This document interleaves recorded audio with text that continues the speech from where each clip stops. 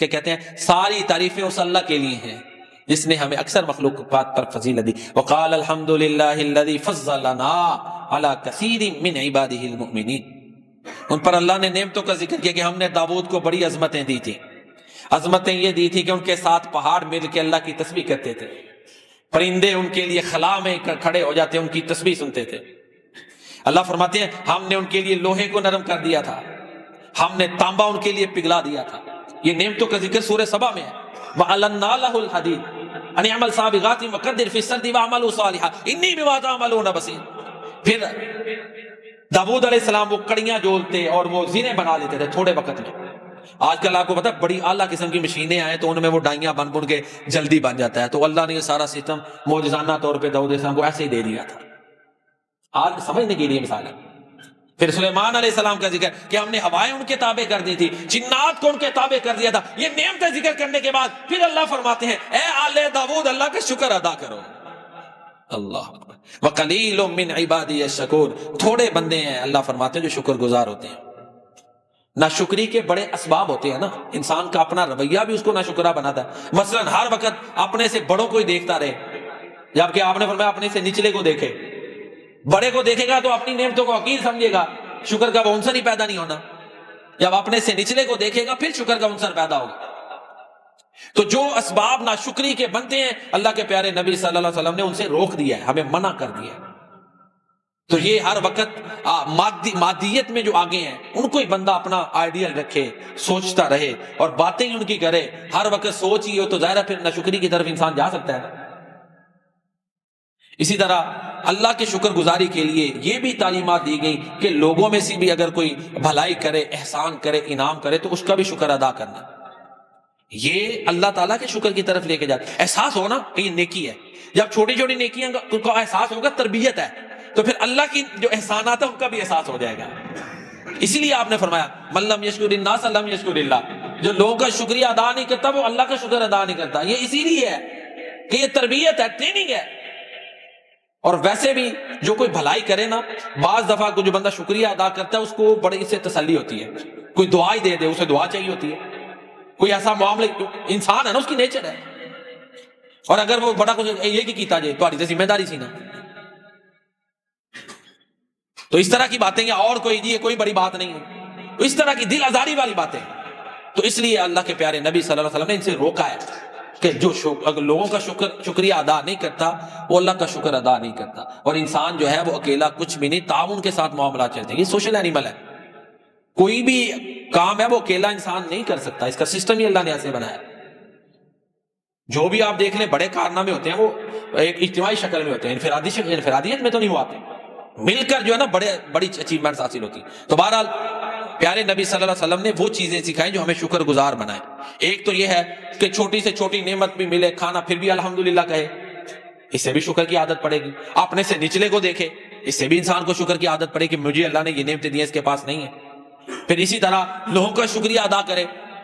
پھر یہ کہ جو کچھ اللہ نے عطا کیا میرے رب کا انعام ہے، فضل ہے. یہ نہیں کہ صرف یہ میری اپنی پالیسیوں کا نتیجہ ہے.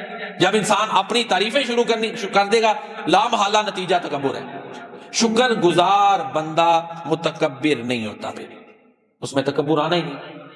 جب اس نے کہنا میرے رب کی عطا ہے، یہ فلاں کا میرے اوپر نیکی ہے، فلاں بندے کا یہ احسان ہے، یہ اللہ نے اس کے ذریعے سے میری مدد کروائی، فلاں بندے کے ذریعے سے اللہ تعالیٰ نے ایسے. ہمارا تو عقیدہ تو یہی ہے نا کہ کسی سے بھی نفع مل رہا ہے یہ اللہ تعالیٰ دلوا رہے ہیں. عقیدہ توحید کا تقاضا ہے. اللہ کا شکر، بندے کا بھی شکر ہے. یہ رب کا انعام ہے کسی کے جو ہے نا اس کو اچھے اساتذہ مل گئے. یہ اللہ کا انعام ہے کہ کسی کو وسائل اچھے مل گئے، کسی ٹیم ورک میں اچھے احباب مل گئے. یہ اللہ تعالیٰ کا انعام ہے. نہیں تو ہم نے دیکھے اچھے کاموں میں لڑائیاں جھگڑے پگڑیاں اچھالتے ہوئے بھی دیکھا ہے. کام اچھے، آپس میں ٹیم کا وہ اتحاد ہی نہیں، لڑائیاں جھگڑے دیکھیں. آخرت بنانے کی بجائے اپنی آخرت اسٹیک پہ لگا دی ہے اچھے کاموں میں. یہ لگ پوری عام فائٹ مسجدوں میں نہیں دیکھتے آپ، کئی دفعہ ہو جاتا ہے. تو یہ اللہ کا انعام ہے. دیکھیں پیارے نبی کریم صلی اللہ علیہ وسلم، سب سے زیادہ اللہ تعالیٰ کا انعام آپ پر ہے. کائنات میں سب سے بڑا فضل اللہ تعالیٰ کا پیارے نبی کریم صلی اللہ علیہ وسلم پر ہے. اللہ تعالیٰ خود فرماتے ہیں وَكَانَ فَضْلُ اللَّهِ عَلَيْكَ عَظِيمًا. اللہ تعالیٰ نے نبی کریم صلی اللہ علیہ وسلم کو جو اصحاب دیے، حضرت عبداللہ بن مسعود فرماتے ہیں کائنات میں نبیوں کے بعد جن کے دل سب سے بہتر تھے وہ صحابہ ہیں. اصحاب اچھے ملے نا. پھر دنیا نے مانا، انہوں نے جو انقلاب بپا کیا دنیا نے مانا کہ وہ تو اللہ کے نبی کے جو نہ وضو کے پانی کو بھی زمین پہ نہیں گرنے دیتے تھے، وہ تو پیارے نبی صلی اللہ علیہ وسلم کے اشارے کے اوپر تن من دن سب کچھ قربان کرتے تھے، وہ تو تیر اگر آ رہا ہے تو کوئی دفاع کی چیز نہیں، اپنے جسم آگے کر دیتے تھے، ہے کہ نہیں ایسے؟ یہ صحابہ کرام. تو یہ عرض یہ کر رہا تھا کہ اگر کسی کو ٹیم اچھی مل گئے ہیں، رشتہ داروں میں اچھے معاملات ہیں، تو یہ اللہ کا انعام ہے. تو بہرحال ان الانسان لربہ لکنود، اللہ فرماتے ہیں بے شک انسان اپنے رب کا بڑا ہی ناشکرا ہے. تو وہ چیزیں بتا رہا تھا جو شکر ناشکرے پن سے بچاتی ہیں. ایک تو جو بھی نعمت ملے اللہ کا شکر الحمدللہ کہے، ٹھیک ہے. دوسرا اللہ کا انعام مانے، اپنے سے نچلوں کو دیکھے، لوگوں کا شکریہ ادا کرنے کی عادت پیدا کرے. اس سے انسان میں شکر گزاری کا جذبہ پروان چڑھتا ہے، اس کی عادت شکر گزار بنتی ہے، شکر گزاری والی بنتی ہے، تکبر نہیں آتا. اور یہ عادت معاشرے میں لوگ پسند بھی کرتے ہیں، ایک لوگوں کو بھی قریب کر دیتی ہے.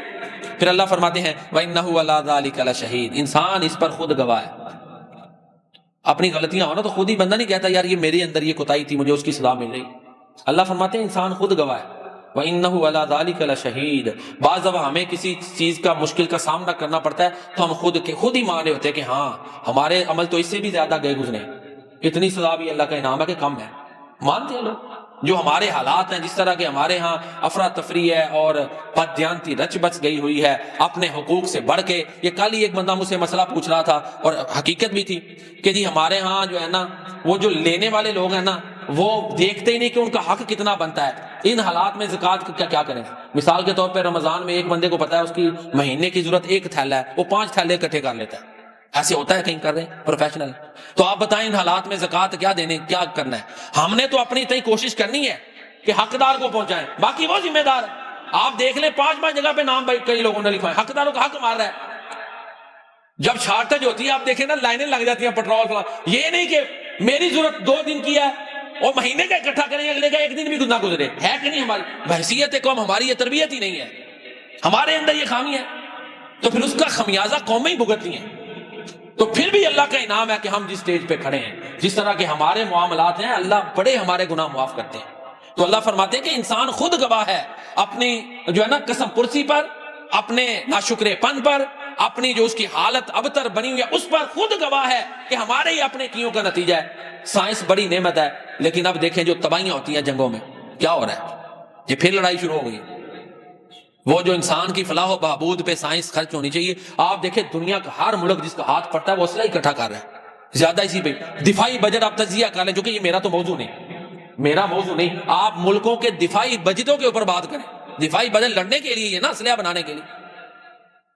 تو یہ اب دنیا خود اپنے عملوں کی وجہ سے تباہی کی طرف جا رہی ہے کہ وہ صلاحیتیں جو غریب ترین ملکوں میں علاقوں میں ہیں ان کی فلاح و بہبود پر ہوتی اکٹھی خرچ ہوتی، وہ الٹ ہوتی ہیں، بلکہ طاقتور غریب ملک کے وسائل پر قبضہ کرتے ہیں اسی بنیاد پہ. یہ نائجیریا لے لیں، کانگو لے لیں، آنگو، یہ فلاں یہ افریقہ کے ممالک ہیں. پھر اسی طرح جو معمر قذافی کو کیوں مارا گیا، ادھر جو یورپی ممالک جو ایشیا میں اور کئی ملکوں میں قبضے کیے، پیچھے کیا محرکات ہیں؟ دنیاوی مسائل. کیا انسان کا اپنا عمل وہ خود گواہ بنتا ہے کہ ہم نے اپنے علم کو غلط استعمال کیا، سائنس کو انسان کی تباہی کے لیے استعمال کیا. جس کے پاس طاقت آ گئی اس نے غریبوں کو کچلنے کے لیے استعمال کیا. تو انسان اس پر خود گواہ ہے کہ میں ظلم کرتا ہوں، خود گواہ ہے. اور اللہ فرماتے ہیں جو قومیں تباہ ہوئی نا، جب عذاب آیا وہ خود کہتے تھے ہم ظالم ہیں، خود کہتے تھے. سورہ اعراف ہے، مانتے تھے کہ ہم خود ظالم ہیں اس لیے ہمیں بھگتنا پڑا. اقبال نے بھی کہا ہے پوچھ اس سے کہ مقبول ہے فطرت کی گواہی. فطرت سے تو پوچھ، اپنے آپ سے تو پوچھ اس سے کہ مقبول ہے فطرت کی گواہی. تو صاحب منزل ہے کہ بھٹکا ہوا راہی. کافر ہے مسلمان تو نہ شاہی نہ فقیری، مومن ہے تو کرتا ہے فقیری میں بھی شاہی.